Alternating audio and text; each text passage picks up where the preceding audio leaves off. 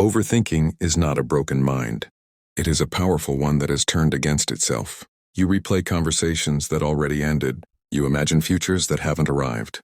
You fear outcomes that may never exist. And quietly, without realizing it, your mind becomes a prison, not built from walls but from thoughts.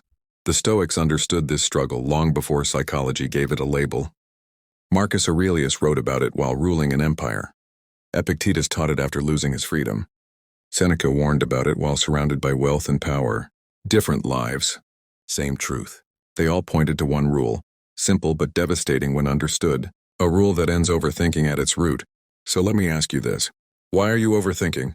Most people treat overthinking as a flaw, something to fight, suppress, or feel ashamed of. The Stoics saw it differently. Overthinking is not weakness. It is misdirected strength. Your mind is sharp, alert, always scanning for danger, mistakes, and future pain. That's not failure. That's survival instinct. The problem begins when the mind tries to control what it was never meant to command. Epictetus warned us that you can be concerned about many things, but you control very few. The moment you realize your suffering comes from trying to control the uncontrollable, something changes. You stop blaming yourself. You reclaim authority over your attention. That is where freedom begins. Second rule: replace mental noise with present action. Overthinking feeds on inaction. When the mind has no task, it turns inward, looping the same thoughts again and again. Not because you are lazy, not because you lack discipline, but because the mind was built to solve problems through movement, not rumination. Marcus Aurelius didn't wait for clarity. He acted inside uncertainty. He ruled, judged, traveled, and fought wars. His peace didn't come from perfect thinking.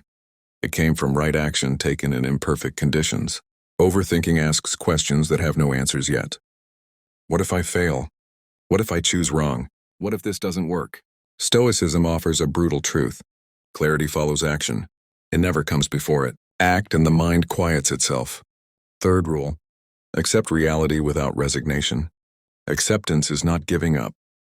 It is seeing clearly. The Stoics never taught weakness.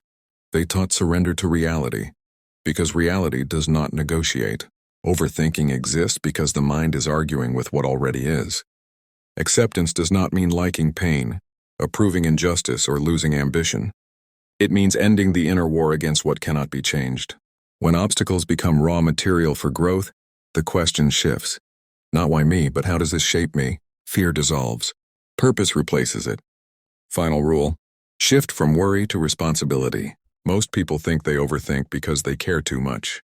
The truth is harsher. They confuse worry with responsibility. Worry imagines outcomes. Responsibility takes action. Seneca called worry suffering before it is necessary. You pay the pain twice, once in imagination and again if it happens. Worry feels productive, but nothing changes.